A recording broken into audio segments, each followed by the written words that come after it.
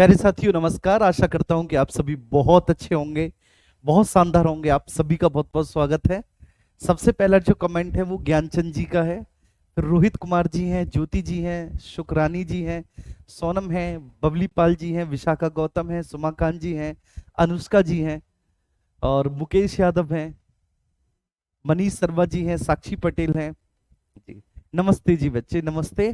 ठीक, मौर्योत्तर काल हमने कंप्लीट कर लिया और आपने देखा होगा कि आज हम गुप्त काल के बारे में, गुप्ता पीरियड के बारे में आज हम चर्चा करेंगे, ठीक है ना। चलिए, तो आप सभी लोग तैयार हैं बहुत अच्छे से? प्लीज एक बार सब लोग जुड़ जाएंगे। सोनी जी हेलो बेटा, Sumit Kumar ji, Vaishnavi Mishra very good afternoon.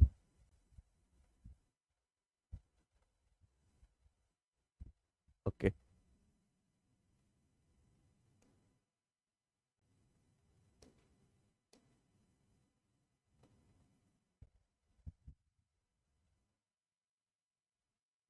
ठीक है, आइए।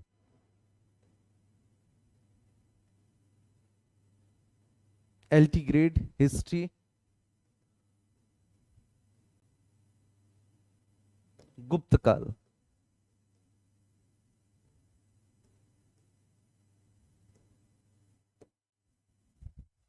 ठीक है, आइए। तो गुप्ताज पीरियड, और ये क्लास जो आपकी होती है ये होती है बच्चे 3 बजे। इस क्लास का समय भी हम लोग लिख देते हैं 3 PM। भाई बढ़िया है आप सभी लोग, ये बताएंगे? ठीक है, अच्छे हैं, एकदम फर्स्ट क्लास हैं, स्वस्थ हैं।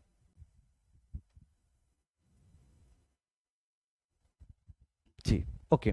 ठीक है, तो गुप्ताज पीरियड के बारे में, गुप्त काल के बारे में बात करेंगे। देखो मैं, ठीक है, आपको मौर्यों के समय से ही लिखाता हुआ चला आ रहा हूं। जब से हमने मौर्य वंश स्टार्ट किया है, ठीक है, तभी से मैं आपको समझाता हुआ चला आ रहा हूं कि जब हम किसी भी काल के विषय में जानकारी प्राप्त करते हैं तो दो प्रमुख स्रोत होते हैं हमारे पास, एक साहित्यिक, पुरातात्विक। साहित्यिक स्रोतों में एक होता है देसी साहित्य, दूसरा होता है विदेशी विवरण। और देसी साहित्य में भी फिर हम क्लासिफिकेशन कर देते हैं धार्मिक ग्रंथ और गैर धार्मिक ग्रंथ। और फिर धार्मिक ग्रंथों में भी हम लोग क्लासिफिकेशन कर देते हैं कि भाई बौद्ध ग्रंथ है, जैन ग्रंथ है, ब्राह्मण ग्रंथ है, या फिर आपका, ठीक है बच्चे। और उधर गैर धार्मिक ग्रंथों में जो धार्मिक ग्रंथ नहीं है उनके बारे में। तो ऐसे ही गुप्त काल बेसिकली 319 ईस्वी से लेकर 550 ईस्वी तक, मोटा मोटा अगर आप देखें तो 250 सालों तक गुप्तों ने भारत पर शासन किया है। ठीक है, एक दीर्घ जीवी शासन काल गुप्तों का भारत में रहा है। 319 से लगभग 550 ईस्वी तक गुप्तों ने भारत में शासन किया है। ठीक है, तो आइए स्टार्ट करते हैं हम लोग गुप्त काल को। चलिए, आइए हम लोग स्टार्ट करते हैं बच्चे गुप्त काल, गुप्ता पीरियड। और भारत में बच्चे जो गुप्त काल का समय रहा है, भारत में गुप्त काल आपका रहा है 319 ईस्वी से 550 ईस्वी। अच्छा, आपको ये ध्यान रखना है ये ईसा पूर्व नहीं है, ये ईस्वी है। ठीक है, अब हम ईस्वी में आ चुके हैं। हम बात कर रहे थे ईसा पूर्व से, और ईसा पूर्व से बात करते करते हम ईस्वी में आ चुके हैं। ठीक है, ऑब्वियस सी बात है। भाई देखो, इस काल के विषय में भी जो जानकारी हमें प्राप्त होगी, इस काल के विषय में जानकारी प्राप्त करने के दो प्रकार के सोर्सेस होंगे। इस काल के विषय में जानकारी प्राप्त करने के बच्चे दो प्रकार के सोर्सेस होंगे, दो प्रकार के स्रोत होंगे। वह कौन कौन से होंगे? एक होगा साहित्यिक, साहित्यिक स्रोत, ठीक है मेरे प्यारे बच्चे। और दूसरा होगा आपका पुरातात्विक स्रोत।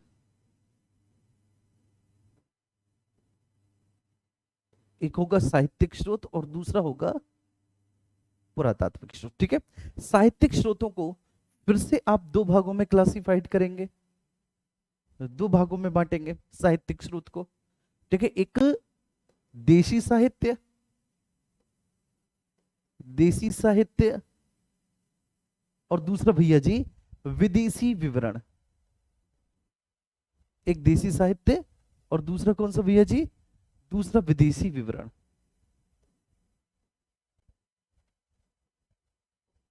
विदेशी विवरण। अब इसको दो भागों में बांटे। फिर देसी साहित्य को आप अगेन दो भागों में क्लासिफाइड करेंगे, देसी साहित्य को। ठीक है, एक धार्मिक और दूसरा गैर धार्मिक ग्रंथ, है ना जी।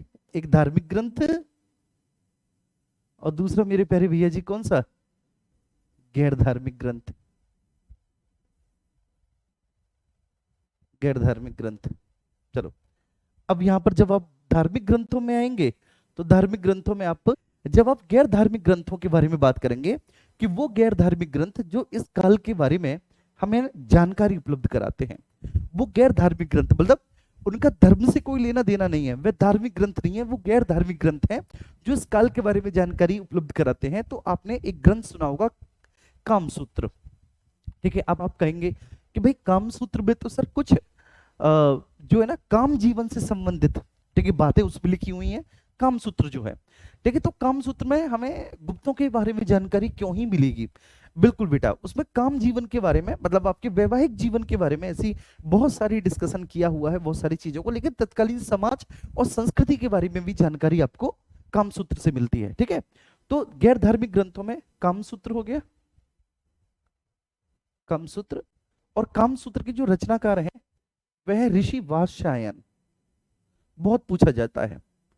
ठीक है, दूसरी है नीतिसार। नीतिसार के जो लेखक है वह है मेरे प्यारे बच्चे कामंदक। नीतिसार को लिखने वाली जो विद्वान है, ठीक है, जो नीतिसार को जिन्होंने लिखा है उनका नाम है कामंदक। ठीक है, इसके बाद नेक्स्ट अगला जो ग्रंथ है वह है कौमुदी महोत्सव। कौमुदी महोत्सव, महोत्सव। और इसके जो लेखक है कौमुदी महोत्सव के, वह है वज्जिका। कौन है? कौमुदी महोत्सव को लिखने वाले कौन है बच्चे लेखिका? तो उनका नाम है वज्जिका, जिन्होंने कौमुदी महोत्सव को लिखा है। उसके बाद फिर एक नाटक है देवी चंद्रगुप्तम। चंद्रगुप्तम, ठीक है, इसको विशाख दत्त ने लिखा है। वही विशाख दत्त जिन्होंने मुद्रा राक्षस लिखा है, समझ में आ गया? वही विशाख दत्त जिन्होंने मुद्रा राक्षस लिखा है, जिन्होंने उन्होंने मौर्यों के लिए, स्पेशली चंद्रगुप्त मौर्य के लिए विसल शब्द का प्रयोग किया है। तो विशाख दत्त का है देवी चंद्रगुप्तम। विशाख दत्त का है देवी चंद्रगुप्तम। देवी चंद्रगुप्तम ये विशाख दत्त का है, नाटक है देवी चंद्रगुप्तम। कौमुदी महोत्सव ये एक लेखिका है वज्जिका, उनका है। नीतिसार को कामंदक ने लिखा है। ठीक है, और उसके बाद फिर लास्ट है इसमें मृच्छकटिकम। बहुत प्यारा है ग्रंथ मृच्छकटिकम। मृच्छकटिकम, मृच्छकटिकम को शूद्रक ने लिखा है। मृच्छकटिकम को जो लिखने वाले लेखक हैं, ठीक है, उनका नाम कौन है? शूद्रक है। शूद्रक ने मृच्छकटिकम को लिखा है। थोड़ा सा छोटा कर देते हैं।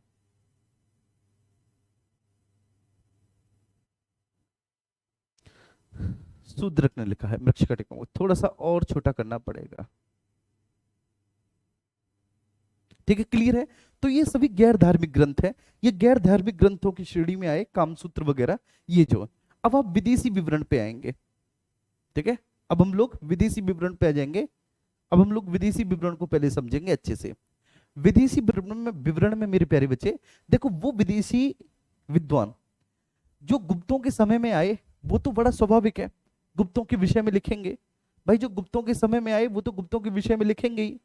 ठीक है, लेकिन जो गुप्तों के बाद आए हैं, गुप्तों के बाद आए हैं, तो उन्होंने भी इतिहास को आधार मानते हुए कुछ ना कुछ लिखा होगा। जैसे कि फोकवोकी, ठीक है, फोकवोकी ये फाहियान की रचना है। फोकवोकी ये फाहियान की रचना है। फाहियान चंद्रगुप्त द्वितीय के दरबार में आया था बेटा फाहियान। ठीक है, फोकवोकी फाहियान की रचना है, चंद्रगुप्त द्वितीय के दरबार में आया था फाहियान। ठीक है, ऐसे ही फिर सीयूकी हैनस सांग की रचना है, हर्षवर्धन के दरबार में आया था। हर्षवर्धन के दरबार में आया था।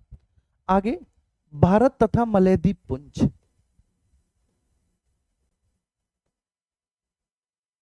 अगली रचना है भारत तथा मलयद्वीप पुंज। ये इत्सिंग की रचना है। इत्सिंग एक विद्वान है जो हैनसांग के बाद आया है। ठीक है, और फिर एक हैनसांग की जीवनी लिखी है बच्चे, हैनसांग की जीवनी लिखी है, और हैनसांग की जीवनी को लिखा है हीली ने। किसने लिखा है बेटा हैनसांग की जीवनी को? हीली ने। ठीक है, हीली नाम के विद्वान ने हैनसांग की जीवनी को लिखा है, तो ये विदेशी विवरण हो गया। ये क्या हो गया? विदेशी विवरण हो गया, जिससे हमें गुप्तों के विषय में जानकारी प्राप्त होती है। ठीक है, जिससे हमें गुप्तों के विषय में जानकारी प्राप्त होती है। अब पुरातात्विक स्रोतों में आप आइए। पुरातात्विक स्रोतों में देखो, हम गुप्तों के समय के मुद्रा लेखों के बारे में जानकारी प्राप्त करेंगे। मुद्रा लेखों से हमें जानकारी मिलेगी। हमें गुप्तों के समय मिले शिलालेखों से जानकारी मिलेगी। गुप्तों के समय अगर कोई स्तंभ लेख है बच्चे, तो उससे भी हमें जो भी जानकारी मिलेगी वह इसमें शामिल करेंगे। तो बड़ा स्वाभाविक है, गुप्तों के समय मिलने वाली जो आर्कियोलॉजिकल सोर्सेस हैं, ठीक है, उनमें पुरातात्विक स्रोत आएंगे, ठीक है, उनमें शिलालेख आएंगे, उनमें स्तंभ लेख आएंगे। तो उससे भी हमें गुप्तों के विषय में जो भी जानकारी प्राप्त होगी उसको हम यहाँ पर ऐड करेंगे। ठीक है, उसको हम लोग यहाँ पर ऐड करेंगे। ये बात क्लियर है? आइए, ओहो, अब छोटा कर लेते हैं इसको, और छोटा करने के बाद ही आपको अच्छे से दिखाई दे जाएगा। ठीक है, इसमें एक काम करेंगे मेरे प्यारे बच्चे, कि ज्यादा छोटा ना हो, इसलिए गुप्त पीरियड को यहां से हटाएंगे और हम यहां पर शामिल कर लेंगे गुप्त काल को। ठीक है, अब थोड़ा सा बड़ा कर लेते हैं, तो अब ये खूब बड़ा बड़ा जो है आपकी स्क्रीन पर आ जाएगा। और बड़ा कर देंगे, और बड़ा कर देंगे, और बड़ा बड़ा आपकी स्क्रीन पर आ जाएगा। ठीक है, अब सभी को विजिबल है, सभी को दिखाई दे रहा है। अब हम धार्मिक ग्रंथों के बारे में बात करें। सबसे पहले हम धार्मिक ग्रंथों को उठाएंगे बेटा, सबसे पहले धार्मिक ग्रंथों को उठाएंगे। और धार्मिक ग्रंथों को उठाने के बाद फिर हम, ठीक है, एक एक ग्रंथ के बारे में डिस्कशन करेंगे। धार्मिक ग्रंथों में सबसे पहले हम ब्राह्मण साहित्य को उठाएंगे, कि ब्राह्मण साहित्य ने क्या कुछ बोला है गुप्तों के बारे में, तो वो हम देखेंगे। ब्राह्मण साहित्य ने बेटा क्या कुछ बोला है गुप्तों के बारे में, उसको हम लोग देखेंगे। ब्राह्मण साहित्य ने क्या बोला है, ऐसी बौद्ध ग्रंथों ने क्या बोला है, जैन ग्रंथों ने क्या बोला है गुप्तों के बारे में, वो सारी बातें हम यहाँ पर डिस्कस करेंगे। तो सबसे पहले हम यहाँ पर लिखते हैं बेटा ब्राह्मण साहित्य। ठीक है, सबसे पहले हम लोग लिखते हैं वही क्या, ब्राह्मण साहित्य।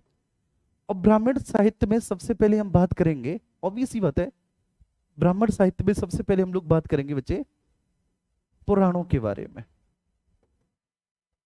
किसके बारे में हम लोग डिस्कशन करेंगे? पुराणों के बारे में। ठीक है, पुराण बेसिकली गुप्तों के प्रारंभिक जीवन के बारे में जानकारी उपलब्ध कराते हैं। ये पुराणों की मेन खासियत है।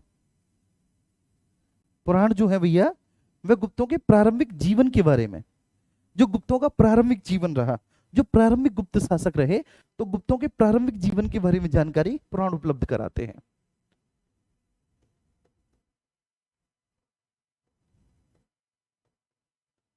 गुप्तों के प्रारंभिक जीवन के बारे में जानकारी उपलब्ध कराते हैं।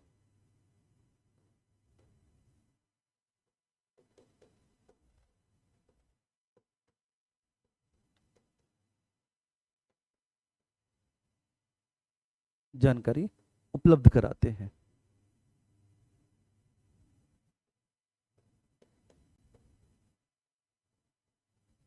आ रही बात समझ में? पुराण, पुराण मेरे प्यारे बच्चे गुप्तों के प्रारंभिक जीवन के बारे में, या गुप्तों का जो प्रारंभिक इतिहास है, तो सीधे सीधे पुराण गुप्तों के प्रारंभिक इतिहास के बारे में जानकारी उपलब्ध कराते हैं। दूसरा स्मृति ग्रंथ, सेकंड स्मृति ग्रंथ। अब ये जो स्मृति ग्रंथ है मेरे प्यारे बच्चे, ये ध्यान रखना, अब ये जो स्मृति ग्रंथ है मेरे प्यारे बच्चे, ये स्मृति ग्रंथ जो है, ये गुप्तों की सामाजिक व्यवस्था के बारे में जानकारी उपलब्ध कराते हैं। स्मृति ग्रंथ गुप्तों की सामाजिक व्यवस्था के बारे में जानकारी उपलब्ध कराते हैं।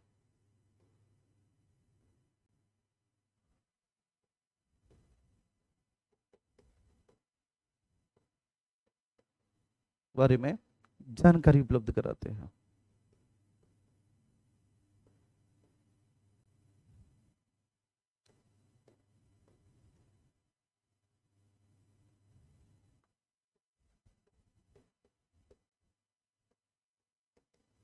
कराते हैं। ठीक है बच्चे, तो गुप्तों की सामाजिक व्यवस्था के बारे में जो भी जानकारी हमको मिलेगी वह स्मृति ग्रंथों से मिलेगी। ठीक, गुप्तों की सामाजिक व्यवस्था के बारे में जो भी जानकारी मिलेगी वो स्मृति ग्रंथों से मिलेगी। ठीक है, चलिए, अब इसमें ये बात ध्यान रखना कि सुंगकालीन स्मृति जो है, जो सुंगों के समय में लिखी गई,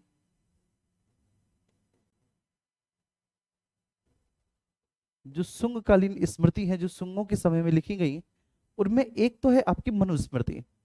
ये ध्यान रखना, जी हाँ, मनुस्मृति गुप्तों के समय से पहले ही लिखी गई थी। ठीक, गुप्तों के समय से पहले ही लिखी गई थी मनुस्मृति। दूसरा है इसमें याज्ञवल्क्य की स्मृति, याज्ञवल्क्य की स्मृति। तो मनु और याज्ञवल्क्य स्मृति पुरानी स्मृति है। ठीक है, इसके बाद लिखी गई नारद। नारद स्मृति एक्चुअली गुप्त काल में लिखी गई है, गुप्त काल। अब इसके बाद की सारी स्मृति गुप्तों के समय में ही लिखी गई है। नारद के बाद फिर चाहे कात्यायन हो, ये ध्यान रखना, नारद के बाद चाहे आपकी कात्यायन स्मृति हो, कात्यायन स्मृति हो, चाहे आपकी बृहस्पति स्मृति हो, बृहस्पति स्मृति हो, चाहे मेरे प्यारे बच्चे आपकी पाराशर स्मृति हो, पाराशर स्मृति हो। ठीक है, ये सभी स्मृति आपकी गुप्तों के समय में ही लिखी गई हैं। ये सभी गुप्तकालीन हैं, ये सभी गुप्तों के समय में लिखी गई स्मृति है, ये सभी गुप्तकालीन स्मृति हैं ब्राह्मण साहित्य में। ठीक है, ये बस सभी को समझ में आई। तो ब्राह्मण साहित्य में हमें पुराणों से प्रारंभिक गुप्तों के बारे में जानकारी प्राप्त होती है, प्रारंभिक गुप्तों के बारे में जानकारी प्राप्त होती है। स्मृति ग्रंथों से गुप्तों की बेसिकली हमें, ठीक है, सामाजिक व्यवस्था, ठीक है, हमें सामाजिक व्यवस्था उसके बारे में जानकारी प्राप्त होती है। फिर शुंगकालीन स्मृति, मनुस्मृति और याज्ञवल्क्य की स्मृति है, ये दोनों शुंगकालीन है, जो गुप्तों के पहले ही लिखी गई थी, गुप्तों से पहले ही लिख ली गई थी। मनुस्मृति और याज्ञवल्क्य की स्मृति जो कि गुप्तों के समय से पहले ही लिख ली गई थी। इसके बाद जो है आप देखेंगे नारद हो, चाहे कात्यायन हो, चाहे बृहस्पति हो, चाहे पाराशर है, ये गुप्त काल में लिखी गई है, गुप्त काल। ठीक है, इसके बाद ब्राह्मण साहित्य में चौथा है आपका, थोड़ा बड़ा करो, चलो, ब्राह्मण साहित्य में फोर्थ है मेरे प्यारे बच्चे आपका कलिराज युग वृत्तांत। चौथा ग्रंथ है कलिराज युग वृत्तांत। ठीक है, अब ये जो कलिराज युग वृत्तांत है, ये ध्यान रखना है आपको, इससे हमें गुप्तकालीन, ठीक है ना, गुप्तकालीन आप कह सकते हैं सामाजिक, आर्थिक, राजनीतिक जानकारी मिलती है।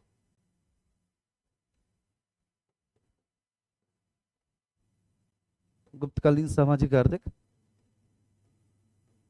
राजनीतिक जानकारी प्राप्त होती है।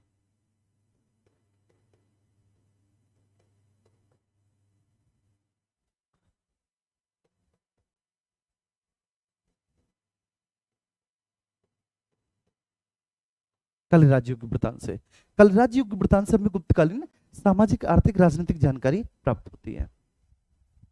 ठीक है, चलिए अब इसके बाद यहां पर आएंगे, ठीक है, बौद्ध ग्रंथों में। ठीक है ना, बौद्ध ग्रंथ, बौद्ध ग्रंथ जो गुप्तों के बारे में जानकारी उपलब्ध कराते हैं, वे संख्या में बहुत कम है, बहुत कम। जैसे भारत तथा मलयद्वीप पुंज, इससे जानकारी मिलती है, भारत तथा मलयद्वीप पुंज। ये विदेशी विवरण भी है और बौद्ध ग्रंथ भी है। ठीक है ना बच्चे, ये एक विदेशी विवरण भी है, मैंने बताया था इत्सिंग का है, इत्सिंग ने लिखा है, तो ये एक विदेशी विवरण भी है ना बच्चे, एक विदेशी विवरण भी है और प्लस एक बौद्ध ग्रंथ भी है। ठीक है, बेशक विदेशी है लेकिन है तो ये बौद्ध ग्रंथ, तो हमें इससे बेसिकली गुप्तों के बारे में जानकारी उपलब्ध होती है, बौद्ध ग्रंथ। जैन ग्रंथों में अगर हम बात करें, नेक्स्ट आगे जैन टेक्स्ट में बात करेंगे, जैन ग्रंथ में अगर हम बात करें तो हरिवंश पुराण, इससे हमें जानकारी प्राप्त होती है इस वंश के बारे में, हरिवंश पुराण, इससे हमें जानकारी प्राप्त होती है इस वंश के बारे में। और ये बच्चे, ठीक है ना, हरिवंश पुराण जो है, इसको लिखने वाले जो विद्वान हैं वो आचार्य जिनसेन है। इसको जो लिखने वाले विद्वान है, हरिवंश पुराण को लिखने वाले विद्वान, वे कौन है? आचार्य जिनसेन है। आचार्य जिनसेन ने, ठीक, हरिवंश पुराण को लिखा है और हरिवंश पुराण से हमें गुप्तों के बारे में जानकारी प्राप्त होती है। हरिवंश पुराण से हमें गुप्तों के बारे में जानकारी प्राप्त होती है। ये बता रही है सभी को समझ में? देखिए यहां तक किसी भी प्यारे साथी को किसी भी तरह का कोई इश्यू तो नहीं। बस अब इसको क्या करते हैं, थोड़ा सा छोटा कर देते हैं और इनको आप याद कर लेना है ना। तो ये है भैया साहित्य, ये पूरा लिटरेचर है जिससे कि हमें गुप्तों के बारे में जानकारी प्राप्त हो रही है, ये पूरा साहित्य है।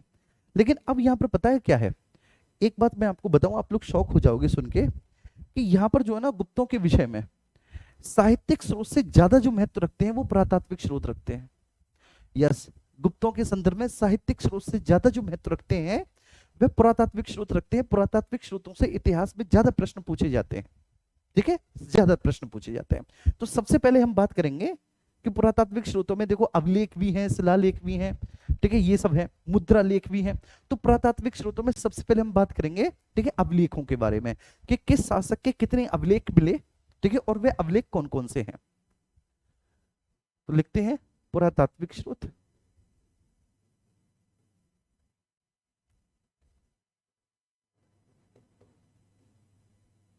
पुरातात्विक स्रोत।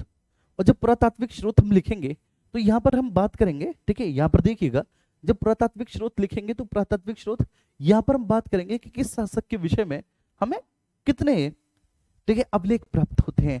उस शासक के जितने भी अभिलेख हैं वो एग्जाम पॉइंट ऑफ व्यू से मोस्ट एंड मोस्ट इंपोर्टेंट है, ठीक है, मोस्ट एंड मोस्ट इंपोर्टेंट है पुरातात्विक स्रोत में, ठीक है, जितने भी अभिलेख हैं।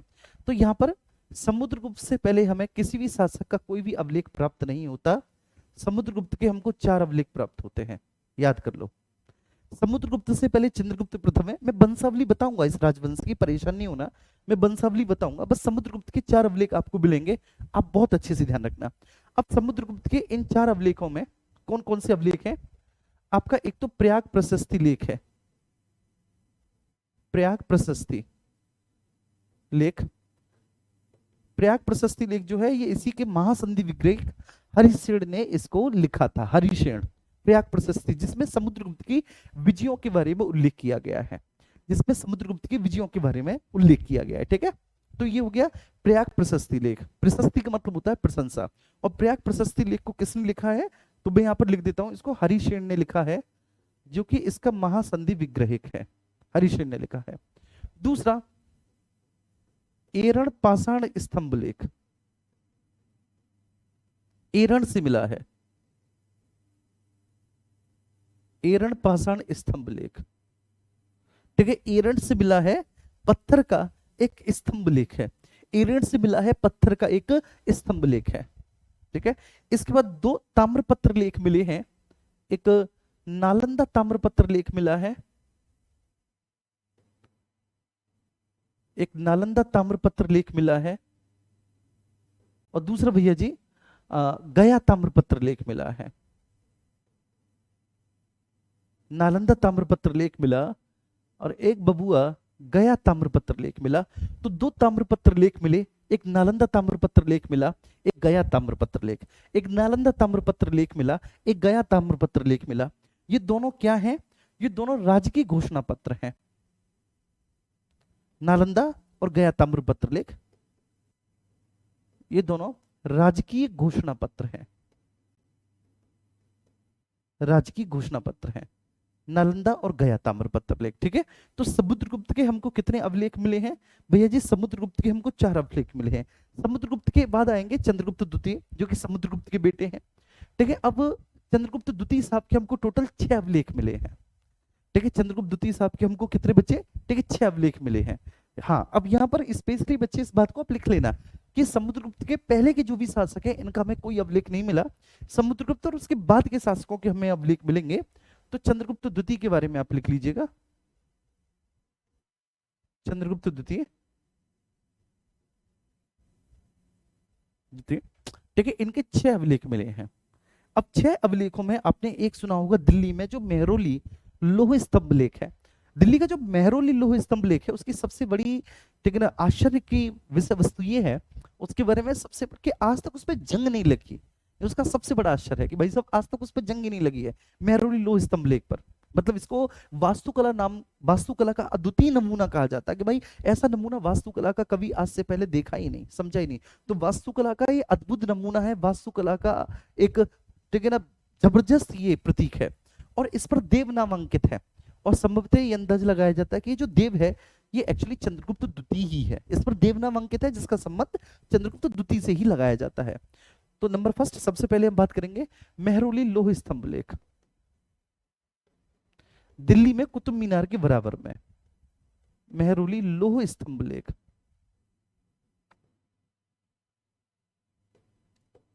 लो स्तंभ लेख। ठीक है, ध्यान रखना, ये मेहरौली लो स्तंभ लेख। मैंने बोला वास्तुकला का द्वितीय नमूना लोहे का है, लोहे का है बेटा, लेकिन वास्तुकला का अद्वितीय नमूना है,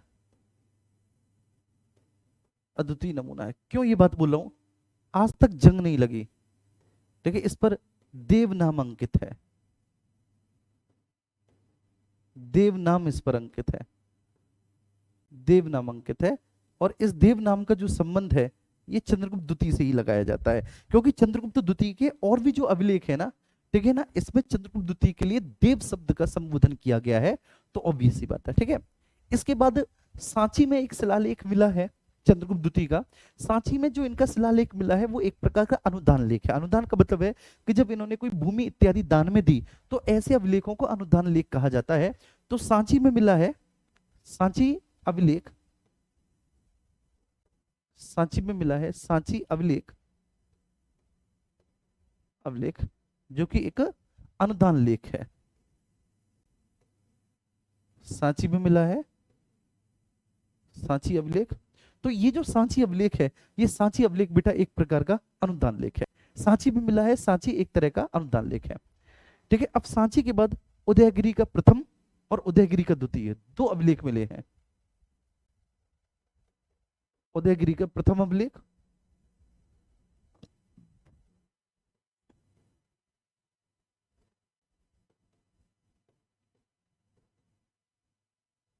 प्रथम अभिलेख, उदयगिरी का द्वितीय अभिलेख।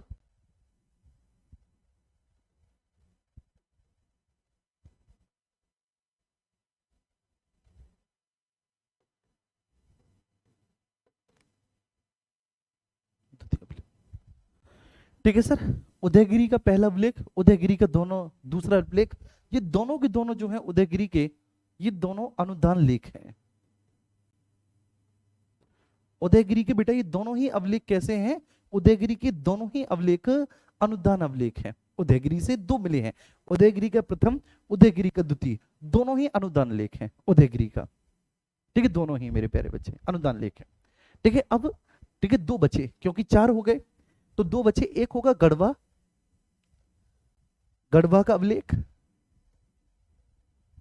एक गढ़वा अभिलेख होगा। गढ़वा अभिलेख भी अनुदान लेख है। और भैया जी एक मथुरा अभिलेख होगा, मथुरा अभिलेख होगा। तो ठीक है, ध्यान रखना, गढ़वा अभिलेख होगा और मथुरा अभिलेख होगा, गढ़वा अभिलेख होगा, मथुरा अभिलेख होगा।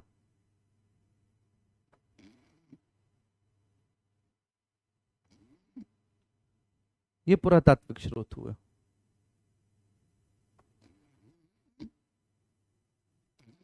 ये पुरातात्विक स्रोत हुए। ठीक है, ये ध्यान रखना। ठीक है, सभी लोग इसको बहुत अच्छे से मैंने आपको बता दिया।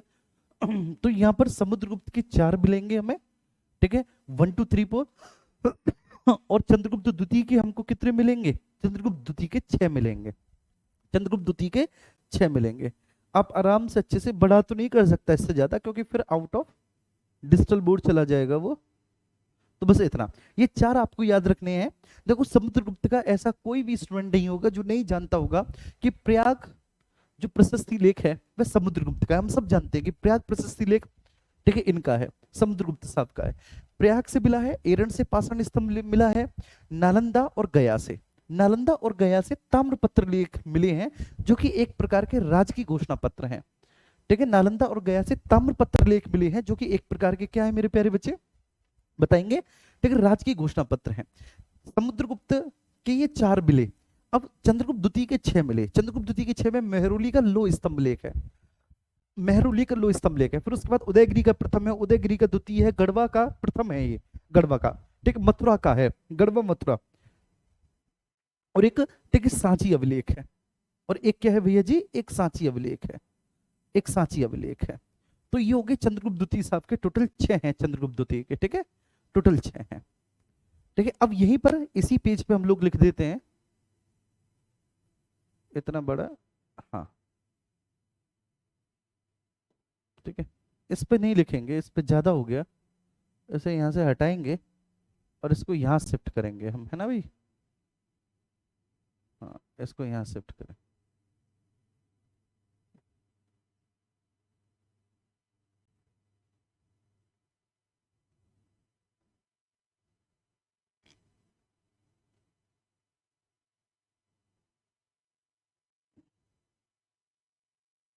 ठीक है।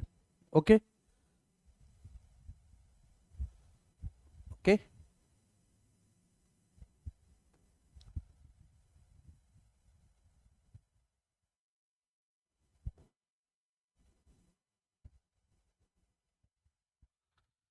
चलिए अनुदान लेख,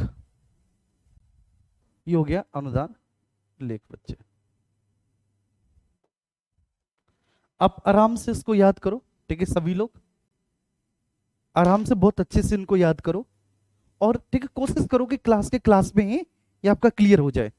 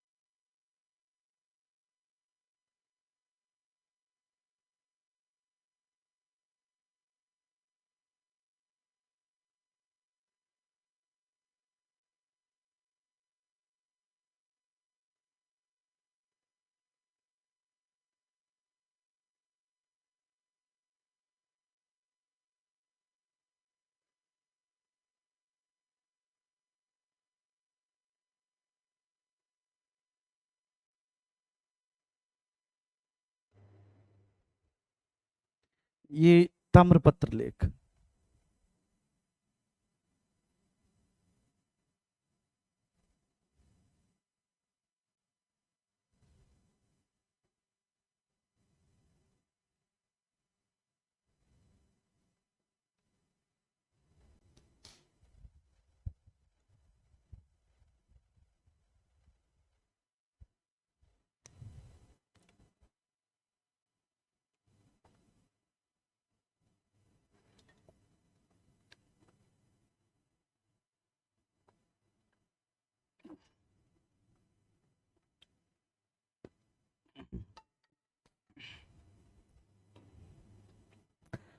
है ना जी, देखो आप लोग समझिए इस बात को, देखो जी आप लोग समझिए इस बात को भैया जी, कैसे कि समुद्रगुप्त के चार हैं जी, ठीक है समुद्रगुप्त के चार अभिलेख हैं जी, ठीक है कौन कौन से हैं समुद्रगुप्त के जो चार अभिलेख हैं, ठीक है प्रयाग है,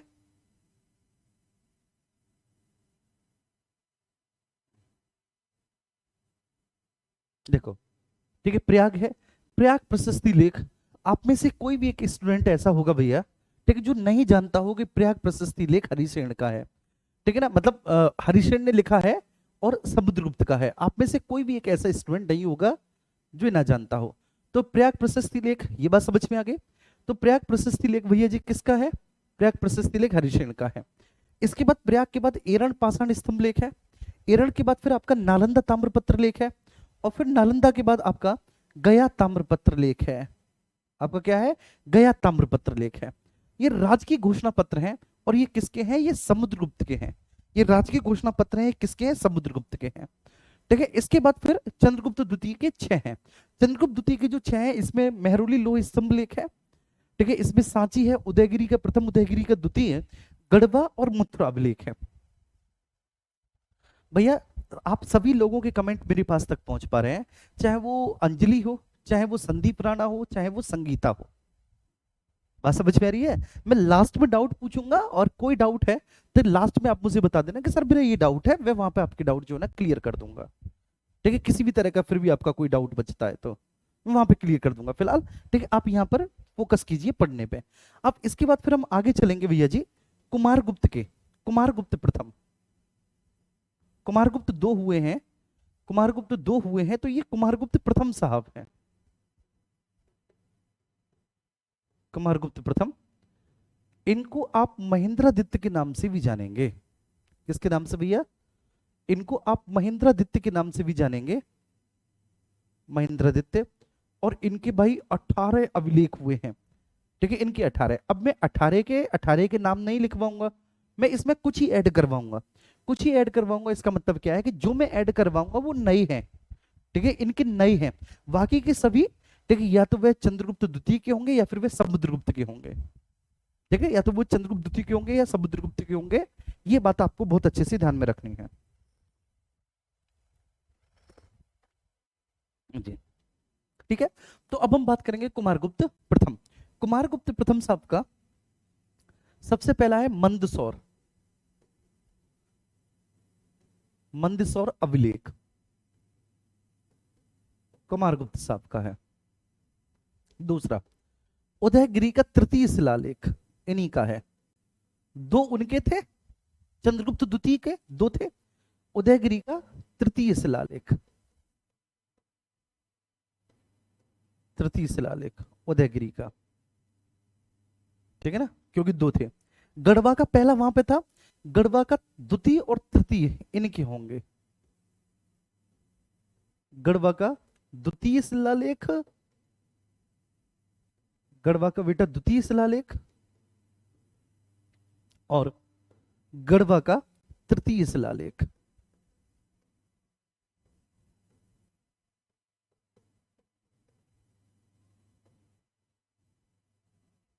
गढ़वा का तृतीय शिलालेख, ठीक है ना। मानकुमार बुद्ध मूर्ति लेख इन्हीं का है, मानकुमार बुद्ध मूर्ति लेख,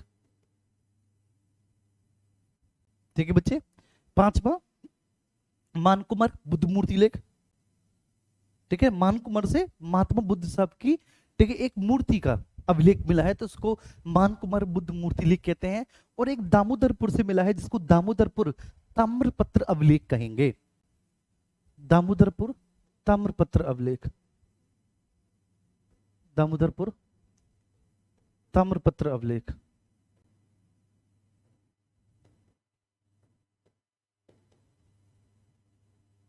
दामोदरपुर ताम्रपत्र अभिलेख, ठीक है भैया जी, क्या दामोदरपुर ताम्रपत्र अभिलेख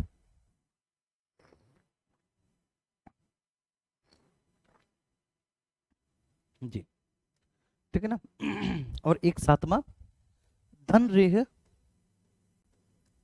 धनरेह अभिलेख, एक बिला साहब का धनरेह अभिलेख, एक बिला साहब का धनरेह अभिलेख। ये कुमारगुप्त प्रथम महेंद्रादित्य, इनके 18 में से 7 मौलिक हैं, 18 में से 7 जो हैं बच्चे वो नए हैं, ठीक है, बाकी के इनके पुराने हैं। मंदसौर हो गया, ठीक है, उदयगिरी का तृतीय शिलालेख हो गया, ठीक है, गढ़वा का द्वितीय और तृतीय हो गया मेरे प्यारे बच्चे, मानकुमार हो गया, दामोदरपुर हो गया, धनरे हो गया। तो ये कुमारगुप्त प्रथम साहब के हैं, ये कुमारगुप्त प्रथम साहब के हैं, ठीक है, क्लियर है, ये बात समझ में आई। अब स्कंदगुप्त साहब के 7 अभिलेख हैं जो मौलिक होंगे, 7 अभिलेख है जो मौलिक होंगे। मौलिक का मतलब है, ये ध्यान रखना कि 18 में से 7 ऐसे हैं जो इनके मौलिक हैं, बाकी किसी पुराने हैं, ठीक है। चलो अब स्कंदगुप्त साहब के 7 हैं, स्कंदगुप्त साहब के 7 में एक है इनका जूनागढ़ अभिलेख, ठीक है, बड़ा फेमस है जूनागढ़। जूनागढ़ रुद्रदामन का भी है और जूनागढ़ इनका भी है, जूनागढ़ अभिलेख। एक्चुअली जो रुद्रदामन का जूनागढ़ अभिलेख था, ठीक है, उसी पे आगे चल के इन्होंने भी अपनी कुछ चीजें अंकित कराई। जो जूनागढ़ का, ठीक है, अभिलेख था रुद्रदामन का, इन्होंने उस पर कुछ चीजें अंकित कराई, ठीक है, तो इनका भी जूनागढ़ अभिलेख कहा गया, इनका भी बेटा जूनागढ़ अभिलेख कहा गया जी, ठीक है। दूसरा भीतरी स्तंभ लेख, भीतरी स्तंभ लेख बच्चे बहुत महत्वपूर्ण है, ठीक है, आप इस पर इंपोर्टेंट क्लिक करेंगे भीतरी स्तंभ लेख पर। क्यों? क्योंकि इसमें सर्वप्रथम हूण आक्रमण का उल्लेख किया गया है, इसी में सर्वप्रथम हूण आक्रमण का उल्लेख किया गया है इस पर। ये तिथि रहित है, इसमें कोई तिथि अंकित नहीं है, लेकिन इसका जो संबंध है वह स्कंदगुप्त से है, और स्कंदगुप्त ने किस तरह से हूण आक्रमण को विफल किया इसके बारे में जानकारी मिलती है। ठीक है, इसके बाद फिर नेक्स्ट आके इंदौर पाषाण लेख है इनका तीसरा, इंदौर से प्राप्त हुआ है, इंदौर पाषाण लेख है तीसरा, इंदौर पाषाण लेख है इनका तीसरा। ठीक है ना, चौथा चौथा चौथा इंदौर, इंदौर इंदौर पाषाण लेख है, ठीक है, जो इंदौर से प्राप्त हुआ है। और ठीक है, इंदौर पाषाण लेख है जो इंदौर से प्राप्त हुआ है, और सुपिया अभिलेख है, सुपिया अभिलेख सुपिया से प्राप्त हुआ है। ठीक है, कई बार ऐसा होता है कि जब चीजें हम भूल जाते हैं तो याद करने के लिए थोड़ा सा चलिए, तो सुपिया से प्राप्त हुआ है। तो ठीक है, ये जूनागढ़ हो गया, भीतरी हो गया, इंदौर हो गया, सुपिया हो गया, ये बात क्लियर हो गई। तो ये हो गए इनके। ठीक है, तो 7 है टोटल, 7 में से इनके जो 4 हैं ये मौलिक हैं, 7 है टोटल। ठीक है, 7 में से बचे 4 इनके जो हैं वो मौलिक हैं, ये बात हमने बताई यहां पर। ठीक है, क्लियर है। ये स्कंदगुप्त है। स्कंदगुप्त के बाद फिर हम आगे चलेंगे नेक्स्ट पुरुगुप्त। ठीक है, अब ये छोटे छोटे शासक हैं पुरुगुप्त। तो पुरुगुप्त साहब का एक बिहार स्तंभ लेख मिलेगा आपको, पुरुगुप्त साहब का आपको एक बिहार स्तंभ लेख मिलेगा बच्चे। ठीक है,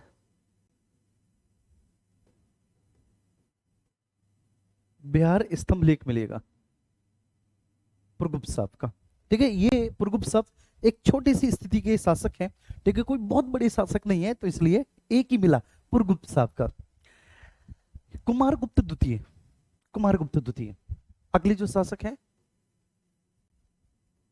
कुमारगुप्त द्वितीय पहले आप देख चुके हैं, ये कुमारगुप्त द्वितीय है। कुमारगुप्त द्वितीय के सारनाथ बुद्ध मूर्ति लेख मिला है इनका,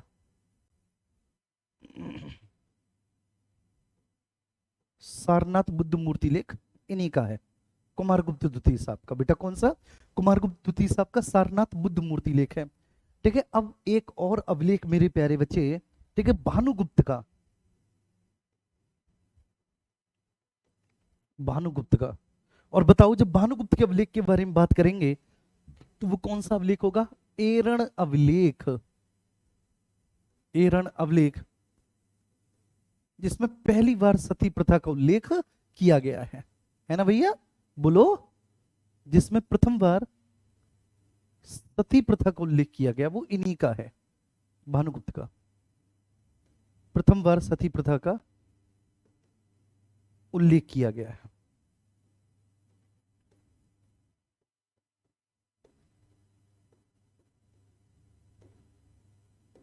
जिसमें प्रथम बार सती प्रथा का उल्लेख किया गया है, एरण अभिलेख। ठीक है, भानुगुप्त साहब का पहली बार सती प्रथा का उल्लेख, ठीक है, एरण अभिलेख में हमें किया गया है। आप इनको याद कर लो। ये हालांकि छोटी छोटी स्थिति के सामंत है, शासक है, और छोटी छोटी स्थिति के शासक के विचारों के एक एक दो दो ही अभिलेख है। पुरगुप्त साहब का बिहार स्तंभ लेख है, कुमारगुप्त द्वितीय साहब का सारनाथ है, भानुगुप्त द्वितीय का, ठीक है, भानुगुप्त का एरण है, पहली बार सती प्रथा का उल्लेख है। कुमारगुप्त प्रथम महेंद्र द्वितीय के 18 हैं, जिनमें से 7 मौलिक हैं, ये लिखे हुए हैं। और स्कंदगुप्त के 7 हैं भैया, इसमें से भीतरी बहुत फेमस है, जिसमें पहली बार हूण आक्रमण का उल्लेख है। भीतरी बहुत फेमस है, जिसमें पहली बार हूण आक्रमण का उल्लेख है। चलिए,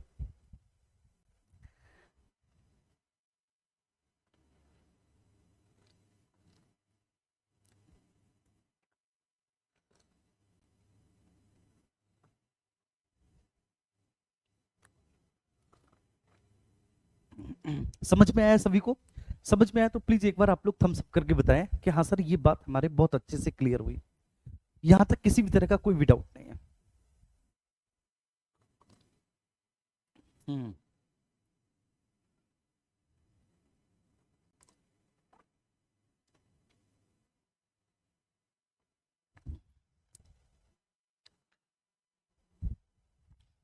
ठीक है, अब देखो यहां पर सबसे पहले बिल्कुल शुरुआत से चलते हैं।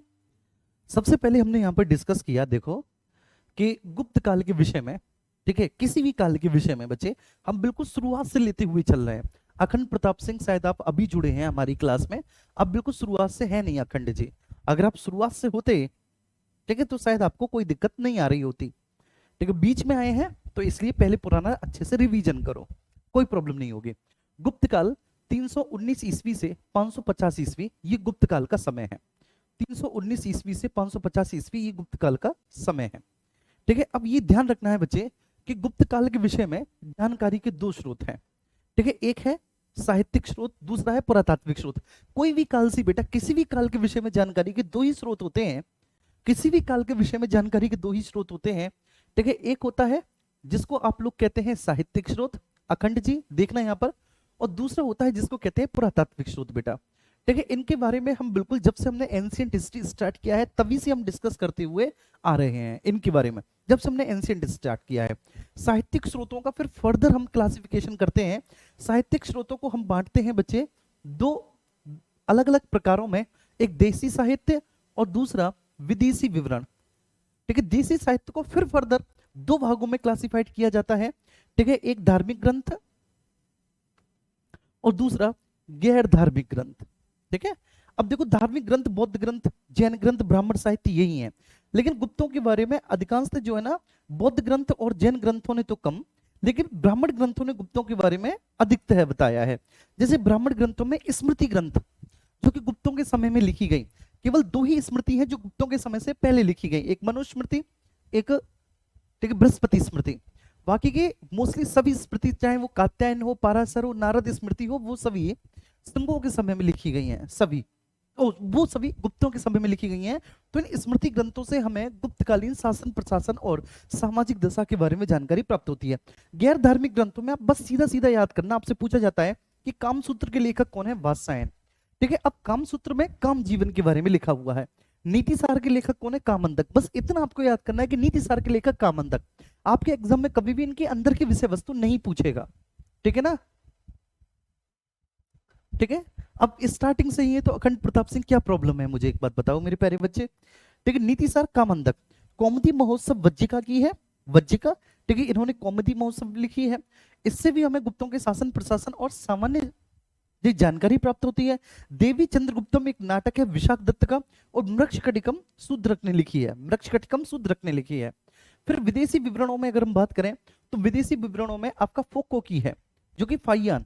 ठीक है, फाइयान चंद्रगुप्त द्वितीय के दरबार में आया है। आप इस पॉइंट को ऐड कर सकते हैं कि फाइयान चंद्रगुप्त द्वितीय के दरबार में आया है और उसने ऑब्वियस सी बात है चंद्रगुप्त द्वितीय के शासन के बारे में लिखा होगा। ठीक है, सीयू की हेनसांग, सीयू की बाद में आया है। ठीक है ना, सीयू की जो है मतलब सियुकी का लेखक हेनसांग जो है, हेनसांग हर्षवर्धन के समय में भारत आया है, लेकिन फिर भी उसने गुप्तों के बारे में लिखा क्योंकि बाद में आया है ना, तो बाद में आया तो उसने ऐतिहासिक ग्रंथों से गुप्तों के बारे में सुना होगा, जाना होगा, समझा होगा, गुप्तों के इतिहास को पढ़ा होगा। जब उसने इंडिया आया होगा तो उसने गुप्तों के बारे में भी लिखा, उसने गुप्तों के बारे में भी लिखा। ठीक है, और चौथे नंबर पर हेनसांग की जीवनी का लेखक है हीली। हीली ने भी जो है ना गुप्तों के विषय में लिखा है। वहीं इन पर भी आप नंबरिंग कर लेंगे, कामसूत्र, नीतिसार, कौमुदी महोत्सव, देवी चंद्रगुप्तम और मृक्षकटिकम। मृक्षकटिकम मतलब मिट्टी की गाड़ी। आइए अब यहां पर ब्राह्मण साहित्य, ब्राह्मण साहित्य में पुराण है। पुराणों से गुप्तों के प्रारंभिक ठीक है जीवन के बारे में हमको जानकारी मिलती है। पुराणों से गुप्तों के प्रारंभिक जीवन के बारे में जानकारी मिलती है। चलिए, अखंड प्रताप सिंह कह रहे हैं ठीक, अखंड आप बेवकूफ हैं। ठीक है, बिल्कुल सिंपल सी बात है, आपको बुरा लगे अच्छी बात है, लगना चाहिए, क्योंकि आप कुछ भी लिख देते हैं आप लोग, तो आपको भी तो बुरा लगना चाहिए। लिखने से पहले आप लोग 20 बार सोचे, ठीक है ना, कि हम क्या लिख रहे हैं। तो मैं चाहता हूं ये बात कि आप सोच समझ के, क्योंकि ठीक है अभिव्यक्ति की स्वतंत्रता का आप लोग गलत फायदा उठाते हो, कुछ भी लिख देते हो। ठीक है, ये ध्यान रखना। अब तुम्हें तुम्हारा कोई डाउट नहीं है, तुम्हें कोई डाउट नहीं है, लेकिन है क्या कि एक्चुअली तुम्हारा मन नहीं लग रहा पढ़ने में, तो तुम्हें अपनी फ्रस्ट्रेशन जो है ठीक है वो फ्रस्ट्रेशन तुम्हें जस्टिफाई करनी है। ठीक है, अब फ्रस्ट्रेशन जस्टिफाई करनी है तो कुछ भी बोल दो, है ना। आइए, पुराण गुप्तों के प्रारंभिक जीवन के बारे में जानकारी पुराणों से मिलती है। पुराण गुप्तों के प्रारंभिक ठीक है समय के बारे में बताते हैं, गुप्तों के प्रारंभिक जीवन के बारे में बताते हैं, प्रारंभिक गुप्तों के बारे में बताते हैं, जो शुरुआती गुप्त शासक रहे पुराण बताते हैं। स्मृति ग्रंथों से भी हमें ठीक है गुप्तों की सामाजिक स्थिति के बारे में जानकारी मिलती है, एकदम पर्याप्त मात्रा में मिलती है। अब मैंने लिखा है यहाँ पर देखो, ये केवल ये दो स्मृति हैं जो शुंगकालीन है। ठीक है, एक मनुस्मृति जो शुंगों के समय में लिखी गई, एक याज्ञवल्क्य की स्मृति जो शुंगों के समय में लिखी गई। ठीक है ना, मनु और याज्ञवल्क्य। बाकी का स्मृति चाहे वो नारद हो, चाहे वो कात्यायन हो, बृहस्पति हो, या फिर पाराशर हो। ठीक है, ये गुप्तों के समय में लिखी गई है, ये गुप्त काल में लिखी गई स्मृति ग्रंथ है। फिर कलिराज युग वृतांत, ये एक कलिराज युग वृतांत एक ब्राह्मण साहित्य है। ठीक है, जो ब्राह्मण ग्रंथ के लेखक ने लिखा है मेरे प्यारे बच्चे, इससे भी हमें गुप्तकालीन सामाजिक आर्थिक विषय के बारे में जानकारी प्राप्त होती है कलिराज युग वृतांत से। फिर बौद्ध ग्रंथ, एक बौद्ध ग्रंथों में अगर हम बात करें तो विदेशी विवरण है, भारत तथा मलयद्वीप पुंज, इससे भी हमें गुप्तों के बारे में जानकारी प्राप्त होती है। और जैन ग्रंथों में हरिवंश पुराण, तो याद करना पड़ेगा मेरे प्यारे बच्चे, ये ध्यान रखना, याद करना पड़ेगा ये जी। ठीक है, अब हम बात करेंगे पुरातात्विक स्रोतों में। पुरातात्विक स्रोतों में सबसे पहले हम आएंगे समुद्रगुप्त। बेटा समुद्रगुप्त के हमको ठीक है 4 अवलेख मिले हैं, प्रयाग, एरण, नालंदा और गया ताम्रपत्र लेख। समुद्रगुप्त के हमको 4 अवलेख मिले हैं, और समुद्रगुप्त के वे 4 अवलेख जो हमें मिले हैं, ठीक है, वो 4 अवलेख मिले हैं प्रयाग, एरण, नालंदा, गया ताम्रपत्र लेख। फिर चंद्रगुप्त द्वितीय, ठीक है, अब ये जो चंद्रगुप्त द्वितीय है, चंद्रगुप्त द्वितीय के बच्चे हमको टोटल 6 अवलेख मिले हैं। मेहरौली लोह स्तंभ लेख मिला है, सांची अवलेख मिला है, उदयगिरी का प्रथम, उदयगिरी का द्वितीय, गढ़वा और मथुरा का, ठीक है ना टोटल। कुमारगुप्त के हमको वैसे तो ठीक है 18 हैं, लेकिन मौलिक रूप से 7 ही हैं। मंदसौर है, उदयगिरी का तृतीय है, ठीक है, ध्यान रखना, गढ़वा का द्वितीय है, गढ़वा का तृतीय है, मानकुमर बुद्ध मूर्ति लेख है दामोदरपुर, और दनरे अवलेख है, दनरे अवलेख है, ठीक है। ओके सोनम। अब स्कंदगुप्त जो है, स्कंदगुप्त के हमको ठीक है 7 टोटल है, लेकिन इसमें से 4 मौलिक हैं, जूनागढ़, भीतरी, इंदौर और सुपिया। भीतरी में आप सभी को पता है ये तिथि रहित है, ठीक है, इसमें सबसे पहले हुण आक्रमण का उल्लेख किया गया है, तो आप इसको लिख लेंगे, तिथि रहित है, हुण आक्रमण का उल्लेख किया गया है, ठीक है, स्कंदगुप्त के में। इसके बाद पुरगुप्त का जो है वो विहार स्तंभ लेख है, पुरगुप्त का विहार स्तंभ लेख है। कुमारगुप्त द्वितीय जो है उसका सारनाथ बुद्ध मूर्ति लेख है, और भानुगुप्त का जो है, भानुगुप्त का एरण अवलेख है। क्या है? एरण अवलेख, ठीक है। अब एक बार आप बताएंगे, इसमें अखंड भी बताएंगे, ठीक है, जो हमारे साथ हमारे भैया अखंड है और बाकी के सारे भैया, कि यहां तक ये बात समझ में आई, ये फैक्ट है, ये याद करने पड़ेंगे आपको, ठीक है, बिल्कुल सिंपल सी बात है, ठीक है। हिस्ट्री इसलिए थोड़ी सी मुश्किल है क्योंकि हिस्ट्री में बहुत सारी चीज याद करनी पड़ती है, लेकिन जो आपने अवलेख देखे ना गुप्तों के अवलेख से भी ज्यादा जो महत्वपूर्ण है वह गुप्तों के मुद्रा लेख है, जो अवलेख से भी ज्यादा महत्वपूर्ण है।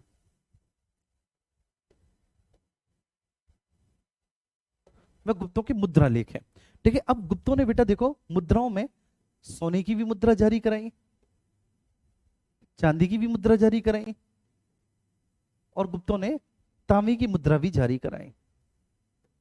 गुप्तों ने सोने की भी मुद्रा भी जारी कराई, चांदी की भी कराई, और गुप्तों ने तांबे की मुद्राएं भी जारी कराई थी। तो गुप्तों ने बेटा तीनों ही प्रकार के मुद्राओं को जारी करके उन पर लेख उत्कीर्ण कराए, और तीनों ही प्रकारों की मुद्राओं को जारी करके जब लेख उत्कीर्ण कराए तो इसी को हम लोग मुद्रा लेख के नाम से जानते हैं, इसी को मुद्रा लेख कहते हैं भैया, है ना। अखंड को समझ नहीं आया? अखंड ठीक है ना, एक बार रिवीजन करना है ना, एक बार रिवीजन करना, आएगा समझ में। कठिन चीज है ना अखंड, पढ़ना पड़ेगा मेरे प्यारे बच्चे, टफ है, आज से पहले पढ़े नहीं ना इसलिए ऐसा लग रहा है।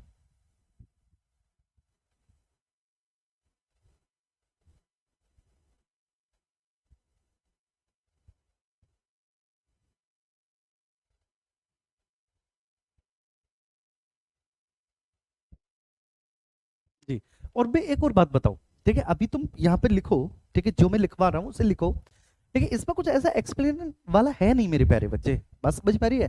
लेकिन फिर भी जो चीजें हैं, ठीक है, आई प्रॉमिस टू यू, जो भी चीजें हैं वो मैं आपको यहाँ पे, ठीक है, सारी चीजें समझाऊंगा यार। मैं इस बात में बिलीव करता हूँ यार कि एक की जगह 2 क्लास लग जाए, लेकिन एक एक चीज हमारी क्रिस्टल क्लियर हो।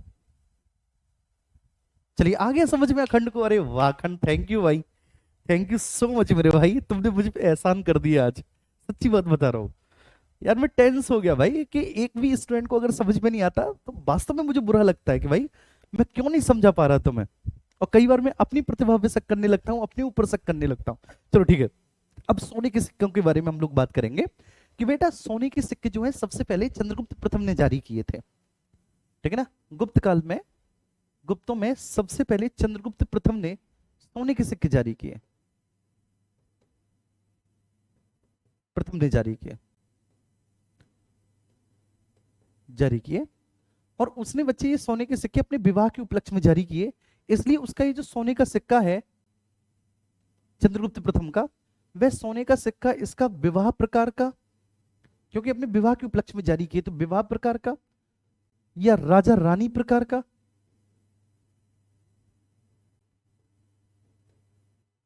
ठीक है, या फिर लिच्छवी प्रकार का?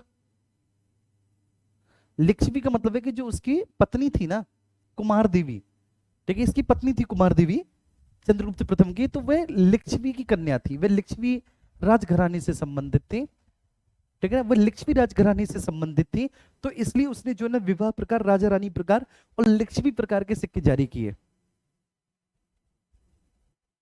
देखो मैं आपको एक बात बताता हूं, ये जो आजकल आप शादी ब्याह वाला जो कॉन्सेप्ट देखते हो ना, ये हमने एक्चुअली लिया है प्राचीन राजवंशों से।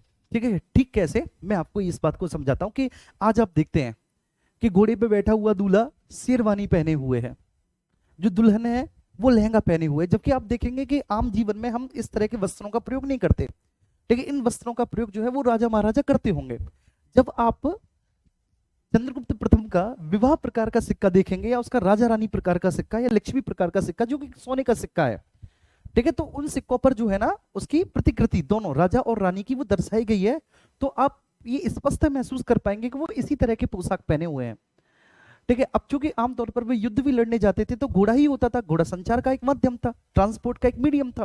ठीक है, उस समय कोई रेलगाड़ी या फिर ठीक है बड़ी बड़ी कार या स्कॉर्पियो वगैरह ये तो थी ही नहीं उस समय, तो घोड़े को ही यूज करते थे। आज हम क्या करते हैं कि आज हम ठीक है उसको कॉपी करते हैं उस चीज को, और कॉपी करने के संदर्भ में ठीक है वास्तव में हम हंसी मजाक के पात्र हैं। ठीक है, सोच के देखिए कि हम उस सामंतवादी व्यवस्था को, उस राजतंत्रात्मक व्यवस्था का गुणगान कर रहे हैं। ठीक है, इसके माध्यम से ये समझने की बात है, लेकिन फिर भी हम लोग करते हैं और हमें लगता है कि पता नहीं हम कितने सोवर सिंह लग रहे हैं, कितने अच्छे लग रहे हैं। ठीक, महिलाओं में तो एक अजीब सी बेचैनी होती है। ठीक है, पहले से शुरू हो जाता है कि बहन तू क्या पहनेगी, कि मैं तो ये पहनूंगी। अच्छा चलो ठीक है, तो सबसे पहले चंद्रगुप्त प्रथम ने जारी किए थे ठीक है ना, किसके, सोने के सिक्के, और विवाह प्रकार राजा रानी प्रकार या लिच्छवी प्रकार का, मतलब अपने विवाह के उपलक्ष्य में उसने जारी किए थे। ये ध्यान रखना, इसको कुमार देवी प्रकार के भी, क्योंकि उसकी जो पत्नी थी कुमार देवी थी, तो कुमार देवी प्रकार के सिक्के भी कहते हैं। बहुत खुश था ये अपने विवाह के समय। देखो खुश क्यों नहीं होगा, इसके पीछे मैं रीजन बताता हूँ। लिच्छवी बहुत प्राचीन राजवंश है, लिच्छवी का जो वैभव है वो आज से नहीं है, ठीक है, वो बहुत प्राचीन समय से है। लेकिन गुप्त अभी नए नए बने हैं, ठीक है, ये नई नई शक्ति में आए हैं। तो जब किसी प्राचीन राजवंश से इनके संबंध जुड़ते थे तो खुशी तो होती थी, बहुत अच्छा लगता था। अब चांदी के सिक्के सबसे पहले बेटा चंद्रगुप्त द्वितीय ने जारी करवाए। चांदी के सिक्के सर्वप्रथम चंद्रगुप्त द्वितीय ने जारी करवाए। ये प्रश्न पूछा गया है कई बार।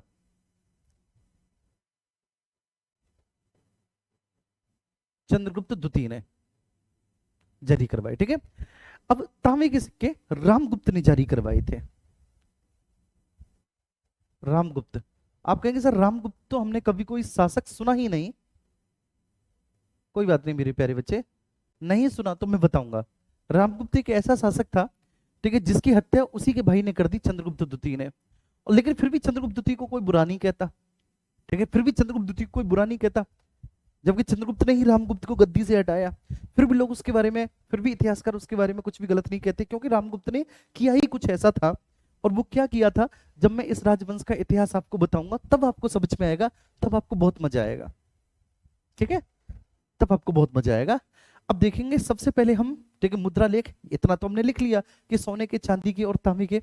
लेकिन सबसे पहले हम बात करेंगे कि समुद्रगुप्त। समुद्रगुप्त ने मेरे प्यारे बच्चे टोटल 15 प्रकार के, ठीक है, सोने के सिक्के निकाले थे, टोटल 15 प्रकार के। और वो जो 15 प्रकार के सोने के सिक्के हैं उनमें से जो मौलिक हैं वो मौलिक सिक्के मैं बता रहा हूं, ठीक है ना। समुद्रगुप्त,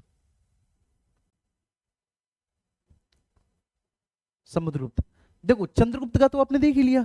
चंद्रगुप्त का सोने का सिक्का कौन सा है, चंद्रगुप्त प्रथम का।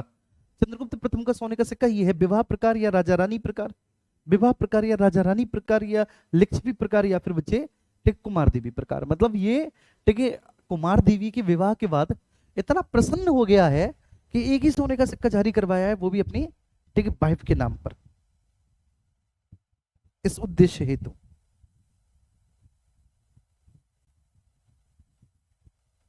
इस उद्देश्य हेतु, चलिए क्या मेरी बात सभी को समझ में आ रही है, ये बात क्लियर हो रही है। अच्छा, अब इसके जो सोने के सिक्के हैं, ठीक है, टोटल इसने 15 सोने के सिक्के जारी किए। जो मौलिक है वो मैं बता दे रहा हूं, जो महत्वपूर्ण है। 15 सोने के सिक्के जारी किए।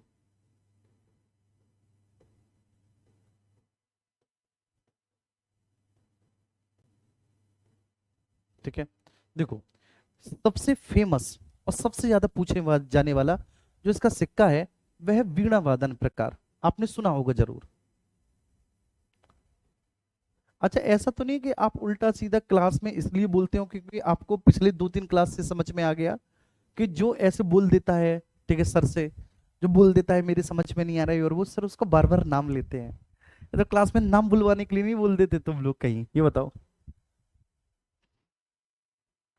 ठीक है ना, तो वीणा वादन प्रकार जो सबसे ज्यादा पूछा जाता है। अब इसका जो सिक्का है गरुण प्रकार,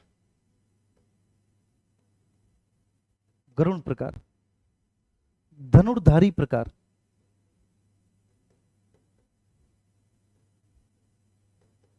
है ना, गरुण प्रकार, धनुर्धारी प्रकार, वीणा वादन प्रकार, व्याघ्र हनन प्रकार, व्याघ्र हनन प्रकार, ठीक है ना, और परशु प्रकार।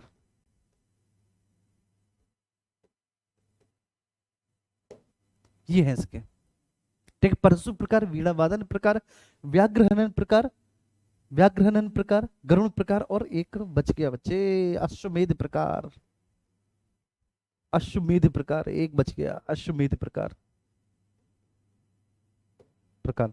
टोटल ये बच्चे इसके सिक्के हैं, ठीक है, समुद्रगुप्त के 15 सोने के सिक्कों में से ये मौलिक है, 15 सोने के सिक्कों में से मौलिक है, जिनमें से भी सबसे ज्यादा पूछा जाता है वीणा वादन, जिसमें सबसे ज्यादा पूछा जाता है वीणा वादन। देखो कैसे याद करोगे, एक ट्रिक बताऊं, मैं इन सब की ट्रिक बताऊंगा। पहले जितने भी शिलालेख बताए हैं ना, उन सभी शिलालेखों को तुम्हें याद करवाऊंगा, इन्हें भी याद करवाऊंगा। ठीक है, इनकी मैं अभी आपको बता दे रहा हूँ, शिलालेख वालों की आगे मैं बता दूंगा, अभी इनकी मैं बता दे रहा हूँ। देखो कैसे आप याद करोगे, बड़ी इंटरेस्टिंग बात है। ठीक है, समुद्रगुप्त ने धनुष उठाया, धनुष उठाने के बाद गरुण को मारा। ठीक है, धनुष उठाया जी।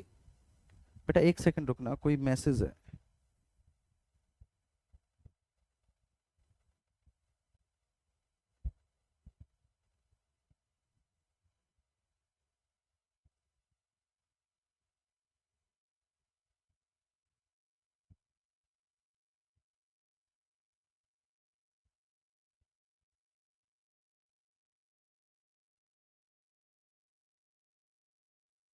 ओके, यहां पर देखें, ठीक है बच्चे। तो अब कैसे इसको याद करेंगे, ठीक है, देखो समुद्रगुप्त ने धनुष उठाया, धनुष उठाने के बाद गरुण को मार दिया।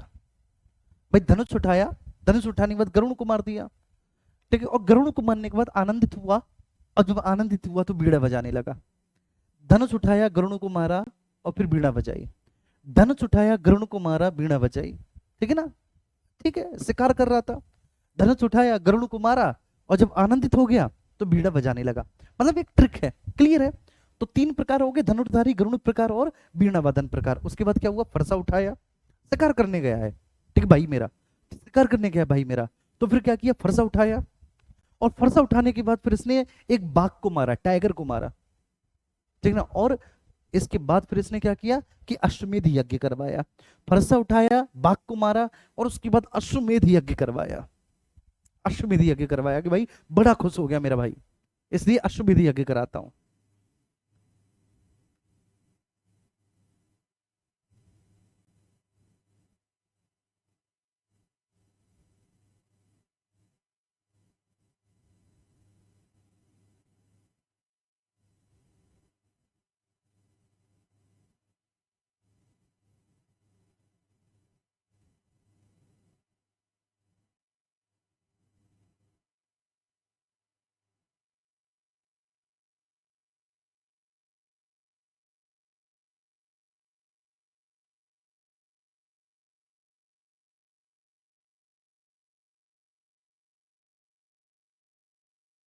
चलो ठीक है बेटा, क्लियर हुआ, ये बस समझ में आई। अब देखो तुम्हें याद हो गया होगा, तीर उठाया, मतलब धनुष उठाया, धनुष उठाया, गरुण को मारा, बीड़ा उठाई, बीड़ा बजाई, ठीक है, धनुष को उठाया, गरुण मारा और बीड़ा बजाई, फरसा उठाया, टाइगर को मारा, और फिर अश्वमेध यज्ञ किया। हो गए छयों के छयों याद समुद्रगुप्त के। अब ऐसे ही समुद्रगुप्त के बाद फिर चंद्रगुप्त द्वितीय के याद करेंगे। आओ, चंद्रगुप्त द्वितीय के,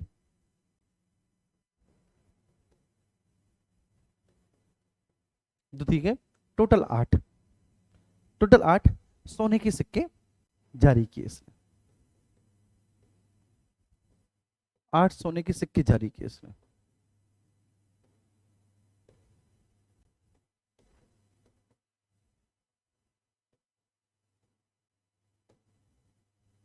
आठ सोने के सिक्के जारी किए चंद्रगुप्त द्वितीय ने। कितने भैया जी? 8। ठीक है, टोटल 8 सोने के सिक्के जारी किए। लेकिन जो मौलिक हैं वो मौलिक केवल मैं आपको बताऊंगा, केवल मौलिक बताऊंगा। ठीक है, अब ये चंद्रगुप्त द्वितीय प्रतापी शासक है, हम सब जानते हैं। ठीक है भाई, चंद्रगुप्त द्वितीय जो है ये प्रतापी शासक है, एक शक्तिशाली शासक है, आप कह सकते हैं एक महान शासक है चंद्रगुप्त द्वितीय, इसमें कोई दो राय नहीं है। तो जब ये घोड़े पर चलता है तो घोड़े पर चलने के बाद बच्चे जो है ना छत्र धारण करता है, जैसे घोड़े के ऊपर छत्र लगा रहता है ना, तो छत्रधारी घोड़े पर बैठा हुआ है, छत्र धारण किए हुए है। और इसकी जो ठीक है विक्रम है, इसका जो शौर्य है वो चारों दिशाओं में गूंज रहा है, इसका शौर्य इसका विक्रम चारों दिशाओं में गूंज रहा है। ठीक है, तो अब इसके सिक्के आप कैसे याद करेंगे कि घोड़े पर बैठा हुआ है तो अश्वारोही प्रकार,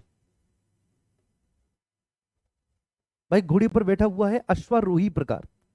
ठीक है ना, इसके बाद घोड़े पर बैठा हुआ है छत्र धारण किया हुआ है छत्रधारी प्रकार, छत्र धारण किया हुआ है छत्रधारी प्रकार। ठीक है, और इसकी विजय पताका चारों दिशाओं में गूंज रही है तो चक्र विक्रम प्रकार, चक्र विक्रम प्रकार। विजय पताका चारों दिशाओं में गूंज रही है चक्र विक्रम प्रकार। घोड़े पर बैठा हुआ है, छत्र को धारण किया हुआ है, विजय पताका चारों दिशाओं में गूंज रही है तो चक्र विक्रम प्रकार, चक्र विक्रम प्रकार। ठीक है, अब इसके बाद कुमारगुप्त प्रथम,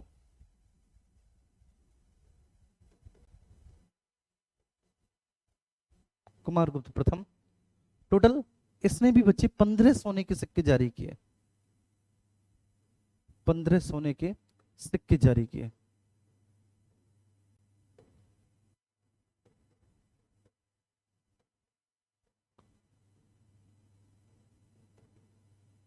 पंद्रह सोने के सिक्के कुमारगुप्त प्रथम ने भी टोटल भैया जी कितने? 15 सोने के सिक्के जारी किए हैं कुमारगुप्त प्रथम ने। अब वे 15 सोने के सिक्के कौन कौन से हैं? तो खड़ग को धारण किया हुआ है, मतलब खड़गधारी प्रकार, खड़ग को धारण किया हुआ है खड़गधारी प्रकार। ठीक है, तो खड़ग को धारण किया हुआ खड़गधारी प्रकार। ठीक है, और खड़ग को धारण कर कर कहां पर बैठा हुआ है? हाथी पर बैठा हुआ है तो गजारोही प्रकार, गजारोही प्रकार। खड़ग को धारण किया हुआ है, खड़ग को धारण करके ठीक है ना हाथी पर बैठा हुआ, खड़ग को धारण किया हुआ है हाथी पर बैठा हुआ है तो खड़ग को धारण करके हाथी पर बैठा हुआ गजारोही पहकर। ठीक है ना, अब हाथी पर बैठ के शेर का शिकार कर रहा है, हाथी पर बैठ के बेटा शेर का शिकार कर रहा है, ये स्टोरी मैंने बनाई है। ठीक है, सिंह निहंता प्रकार, सिंह निहंता प्रकार। ठीक है, शेर का शिकार कर रहा है मेरा भाई। ठीक है ना, खड़ग धारण किए हुए है और हाथी पर बैठे हुए हैं और शेर का शिकार कर रहा है, शेर का शिकार कर रहा है। और शेर का शिकार करने के बाद अब जिसने शेर का शिकार कर दिया वो कैसे हो गया? अजय हो गया। तो अजय मुद्रा, अजय मुद्रा प्रकार का सिक्का मोस्ट इंपोर्टेंट है, अजय मुद्रा प्रकार का सिक्का। और उसके बाद फिर कार्तिकेय प्रकार,